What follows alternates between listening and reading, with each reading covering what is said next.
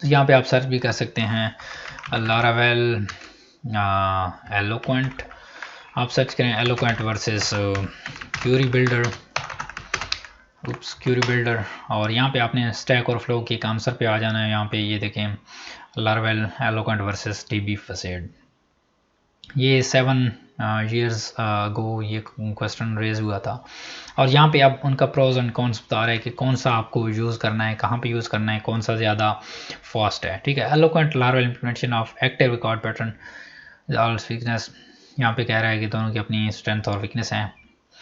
तो यहाँ पे अगर मैं आपको save to load how you will benefit eloquent fetch such as checking to send update only queries, और यहाँ पे एक और डिटेल आंसर था, मैं उस पर आपको लेके चलता हूँ। हाँ जी, ये वाला अब इसमें कह रहा है why you are when you are handling more data it's better to use Laravel DB query builder than Laravel eloquent. जब आप बहुत ज़्यादा डेटा के साथ कोई भी ऑपरेशन परफॉर्म कर रहे हैं तो वहाँ पे आपने एलोक्वेंट वहाँ पे आपने यूज़ करना है क्यूरी बिल्डर को। ठीक है, क्योंकि क्यूरी बिल्डर फास्ट है एलोक्वेंट से। ठीक है, बट यहाँ पे और भी चीज़ from performance test insertion of 1000 rows in the simple table Eloquent 1.2 seconds लेता है, और देन ये क्या 800 मिली सेकेंड्स ये लेता है। ठीक है, तो जब ये मिलियंस के अंदर ये चीज़ें जाएंगी तो वहाँ पे ये ज़्यादा मतलब सेकेंड्स मैटर करेंगे। ठीक है, और यहाँ पे फिर उसके बाद कह रहा है इट्स एलोक्वेंट क्या फ़ायदे बता रहा है, फ़ायदे क्या है, सिंपल है। ठीक है, रदर देन डीबी फैसेड ईजियर, यहाँ पे डेवलपर्स को एसक्यूएल क्यूरीज वगैरह याद नहीं रखनी पड़ती, आसानी से हो जाता है। Code written using Eloquent is more readable and then maintainable than code written using DB facade. ठीक है,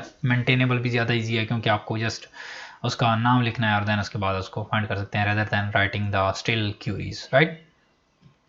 देन उसके बाद यहाँ पे कहता है if you want to change the database it will be easier with Laravel Eloquent as it handles many databases, where as DB facet require you to write SQL queries where you have to rewrite your different tables। ठीक है, यहाँ पे ये बहुत बड़ी ज़बरदस्त चीज़ है जिसकी वजह से आप Eloquent को यूज़ किया करें।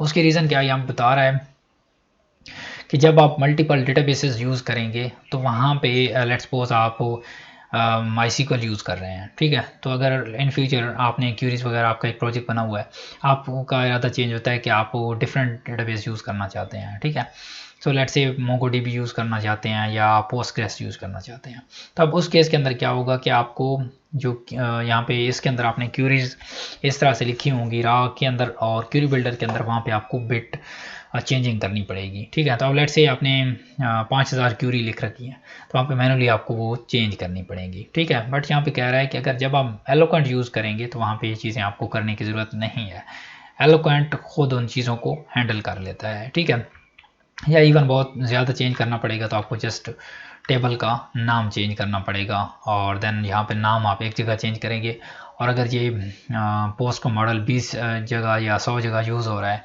तो वहाँ पे ये ऑटोमेटिकली अप्लाई हो जाएगा rather than this query builder के यहाँ पे हमने एक क्यूरी लिखी और एक यहाँ पे लिखी, तो अब हम जहाँ पे जितनी बार भी इस DB टेबल इस तरह से यूज़ कर रहे थे वहाँ पे हर जगह हमें मैनुअली जाके इधर एक एक जगह पे लाइन पे जाके हमने टेबल को अपडेट करना होगा। लाइक हमारे पास ये ब्लॉग पोस्ट था तो इस तरह से हर जगह आपको जाके करना पड़ेगा, डिफरेंट फाइल्स होंगी वहाँ पे करना पड़ेगा, बट एलोक्वेंट के अंदर ये चीज़ नहीं है। ठीक है, ये चीज़ आपको नहीं करनी पड़ती।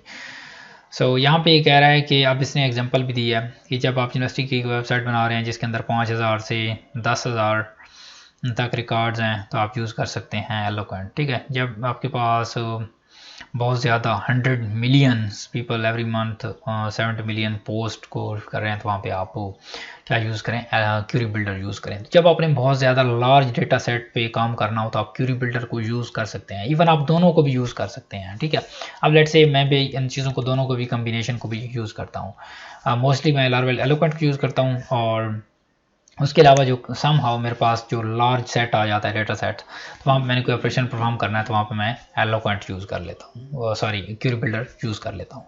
तो दोनों चीज़ों को अपने माइंड के अंदर रखना है, और जहाँ पे आपको ज़रूरत है बहुत ज़्यादा लार्ज डेटा सेट है वहाँ पे आप क्यूरी बिल्डर को यूज़ कर सकते हैं। मोस्टली हम एलोक्वेंट को ही यूज़ करेंगे, बट मैंने आपको एक्चुअल यूज़ केस बता दिया कि हम इनको यूज़ क्यों करते हैं, इनके प्रोज एंड कॉन्स क्या हैं। ठीक है, और लार्वल एलोकेंट का एक और आपको बड़ा एडवांटेज बताऊँ ये है कि हमें रिलेशनशिप्स प्रोवाइड करता है कि हमें मैनुअल फॉरेन कीज़ वगैरह खुद से नहीं बनानी पड़ती। लार्वल हमारे लिए ये चीज़ें खुद से बना देता है, ठीक है। हमें जैसे उनका रिलेशन डिफाइन करना पड़ता है और ये बहुत ज़्यादा अमेजिंग है। सो फर्दर मोर हम इसको एक्सप्लोर करेंगे। और अगर वीडियोस पसंद आ रही हैं तो चैनल को सब्सक्राइब करें और अपने फ्रेंड्स के साथ भी शेयर करें। So in this way you can support me on my mission to shoot the premium courses free of cost, ठीक है। So I will see you guys in the next one. Take care.